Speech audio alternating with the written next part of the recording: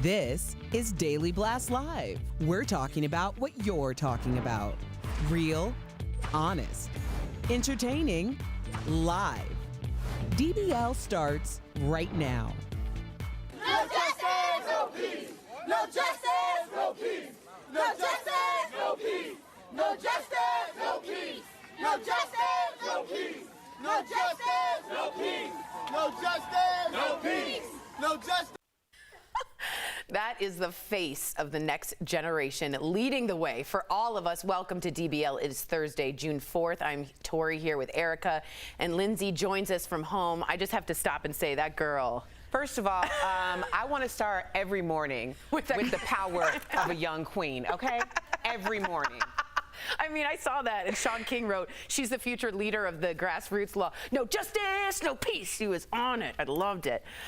This is a big day for many reasons. In less than 2 hours, hundreds will gather together for the first of 4 memorial services to honor George Floyd, who died in police custody. Reverend Al Sharpton is giving the eulogy in today's private service. The civil rights attorney representing the family, well-known Ben Crump, will also speak. Now, write this down. The service is at 1 p.m. Central, 2 p.m. Eastern, and 11 a.m. on the West Coast. It will take place at North Central University in Minneapolis, and it will be broadcast on all major networks.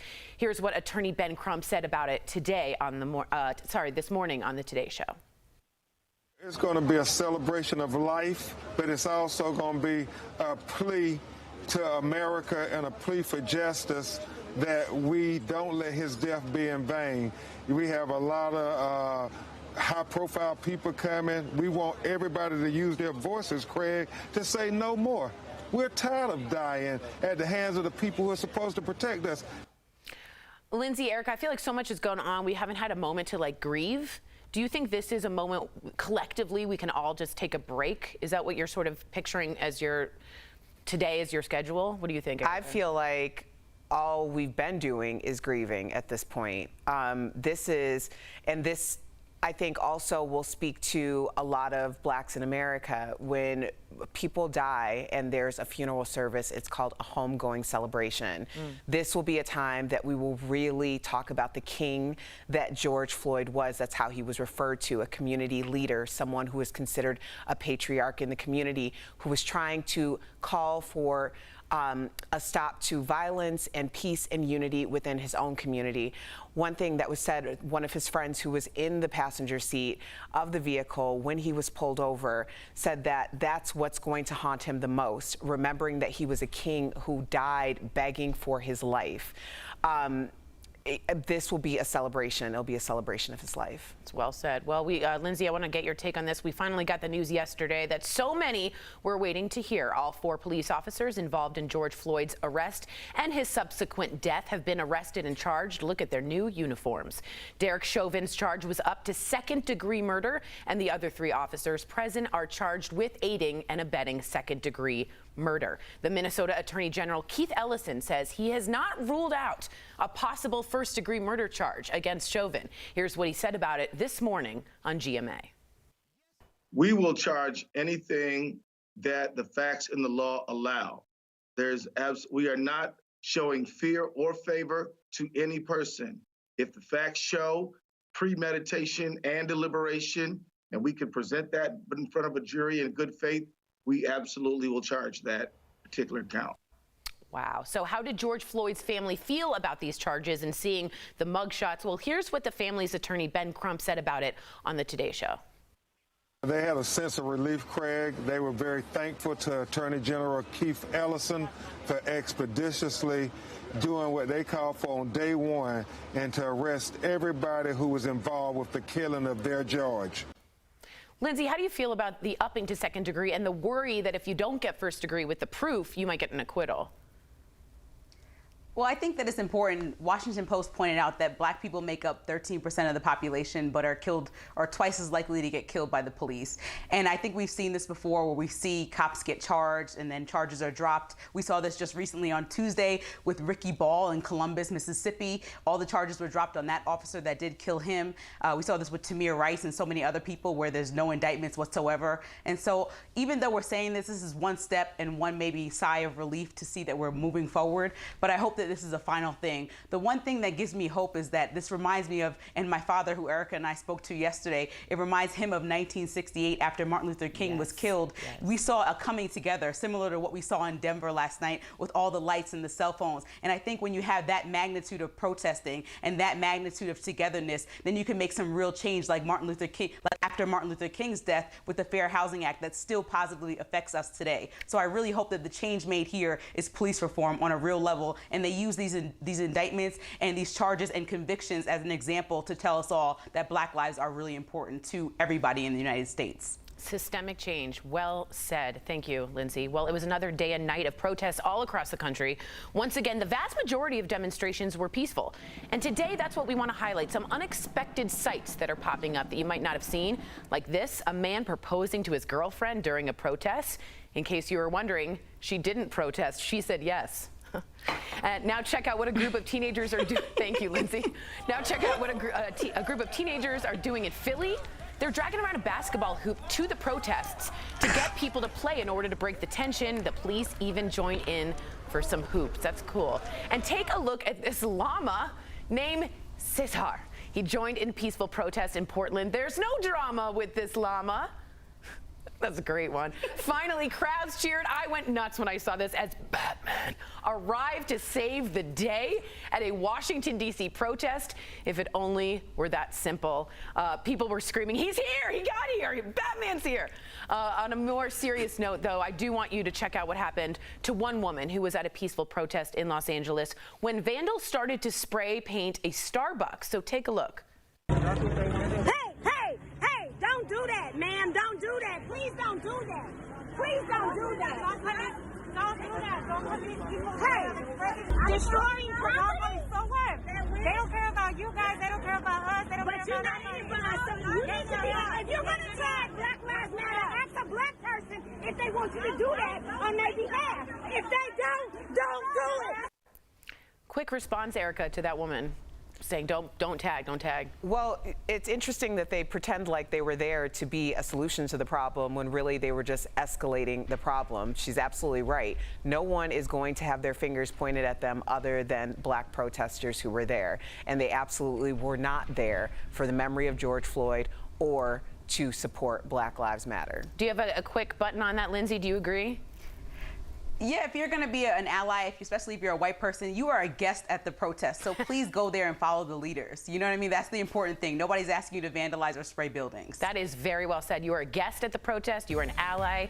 Lindsay, stick around. You're looking great in peach. Coming up on DBL, Saints quarterbacks Drew Brees, oh, good Lord, is getting a ton of backlash over comments he made about national anthem protests. Oh, why he's now apologizing. Don't go away.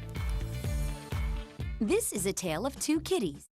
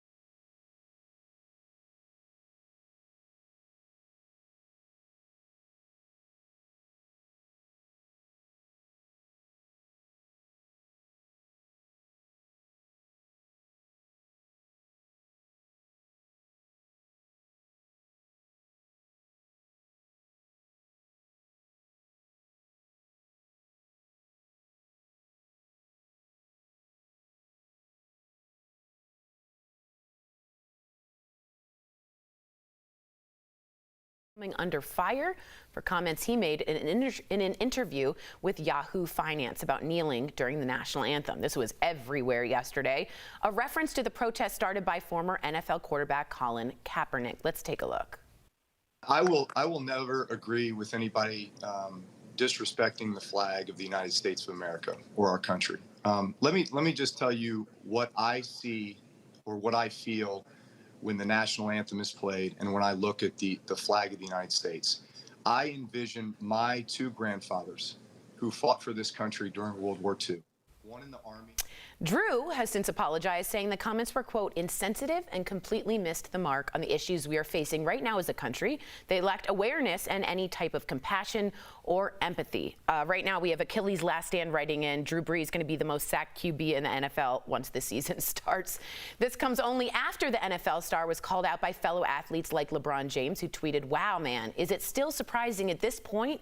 Sure isn't. You literally still don't understand why Cap was kneeling on one knee.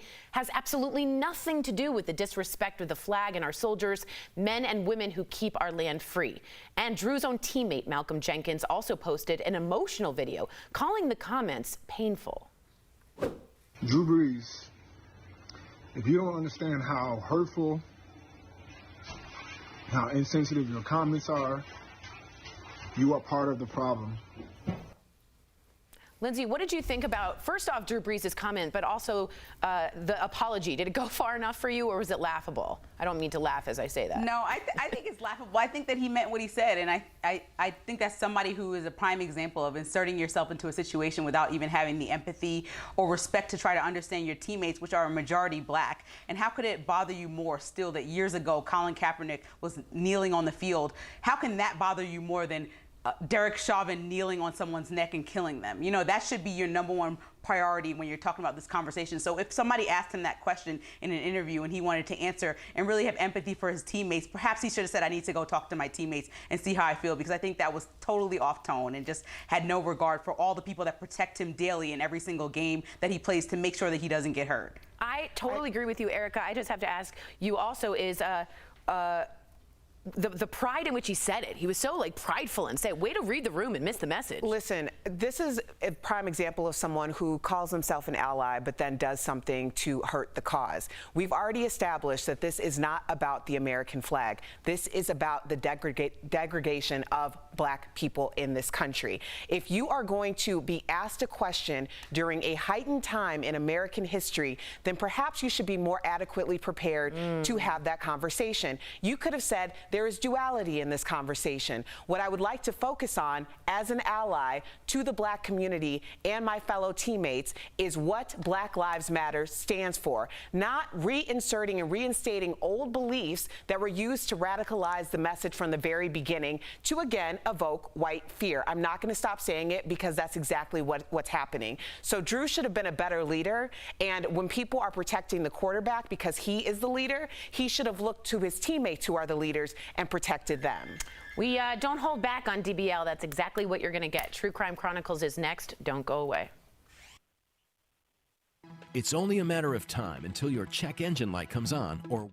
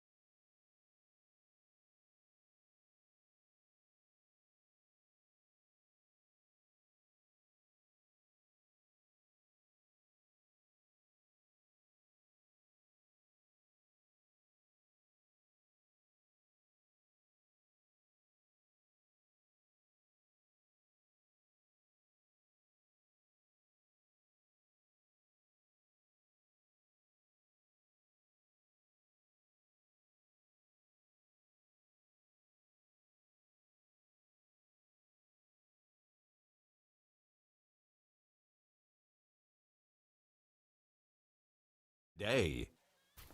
Welcome back to DBL. In the 80s, a series of unsolved murders spanned across the Southeast. The cases were strikingly similar, and all of the victims were redheads. We explore new updates in this decades-old case in True Crime Chronicles. In the 1980s, a mystery crept along major highways and isolated truck stops. 2 weeks ago, authorities discovered the badly decomposed body of a red-haired woman in Cheatham County near Nashville. Weeks passed, and more women were found dead. Now authorities in Greene County discovered the body of yet another red-headed victim. Public attention just really drew to this idea of one man killing all of these redheads. The media dubbed it the Redhead Murders. Let's face it, people are interested in mysteries and people that commit those crimes. You never know what evil lurks in people. He saw that evil firsthand when responding to a call New Year's morning, 1985. I went up to the crime scene. The body was found over a guardrail down an embankment. We recovered the blanket and what we felt was the body inside of it. It wasn't until 2018, using new DNA fingerprint technology, that the victim was identified as Tina Marie Farmer. A year later, another break in the case. So in December, we announced that we had discovered that DNA located on her body and material that she was wrapped in contained the DNA of Jerry Johns. What should have been a major break was a bust. Jerry Johns, a former truck driver, was dead. He died in prison, serving time for assaulting, kidnapping, and attempting to kill a young, red-haired woman in Knoxville back in 1985. He strangled that woman and left her on the side of a road to die. She asked Johns, "Are you going to kill me?" And he said, "Yes." She made it out alive. Johns was arrested and sentenced to prison in 1987 and died there in 2015. He could have been convicted in Tina's case if he were still alive today. To discover after all those years that we had identified, who this killer was, but it was deflating to know that he had died, just shortly before our discovery of this DNA. It begs the question, could Jerry Johns be responsible for all of the Redhead murders? To be able to say that he is the guy, we're not there. Just because the color of someone's hair is the same, and even just because the cases are the same, it doesn't always add up to enough. There are 6 known cases spanning several states. Could they be linked? Earlier, Al and I spoke with 2 journalists who spent years covering this case. Take a look. We're joined by reporter Leslie Ackerson and senior investigative journalist John North from WBIR in Knoxville, Tennessee. Leslie, John, thank you both for joining us. Leslie, this question's for you. Detectives recently discovered Jerry Johns' DNA on Tina Farmer, but now that he's dead, what happens with Tina's case, and how will her family get any justice? Unfortunately, that is one of the disappointing parts about this case. It's exciting to know that after all these years of not knowing in the work that detectives, TBI has put in, that they were able to make that link, but he will never go to courts. He will never go to jail for these crimes because he is dead. I think Tina's family is going to have to walk away with the closure and comfort of knowing that they got that answer, but you don't get to have that final say in court, That is sad. That is hard. Well, investigators have described Mr. Johns as a very intelligent man. Do you find that to be true? And does he fit like the stereotypical serial killer mold? Al, he was a smart guy. He was also pretty cunning, and he was also pretty egotistical. He sort of reminded me of Ted Bundy in that he thought he was a little bit smarter than the cops, and he would tell them that. He liked to brag to the cops that he knew all about serial killers, that he'd read about them. And he liked to taunt the cops. They were sort of glad ultimately that justice was served in finding out that he was the man who killed Tina Farmer.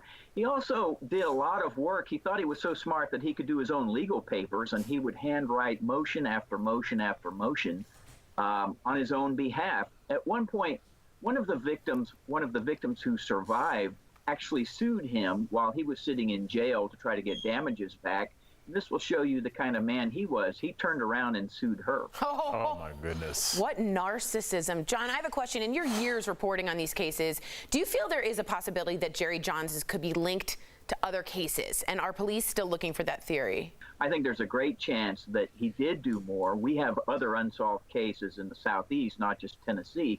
But in addition, the TBI is telling us we're still looking into it. So I'm confident that they're looking into it. The question will be, Tori, does the evidence still exist from 30-some years ago to link him to those crimes? Thank you so much, Leslie and John. Excellent work. To read more on this case, visit WBIR.com. Now, you can also listen to the podcast episode, The Redhead Murders. It's out now. Just search True Crime Chronicles on your favorite podcast player. Thanks again, guys. We'll be right back. Promotional consideration is brought to you by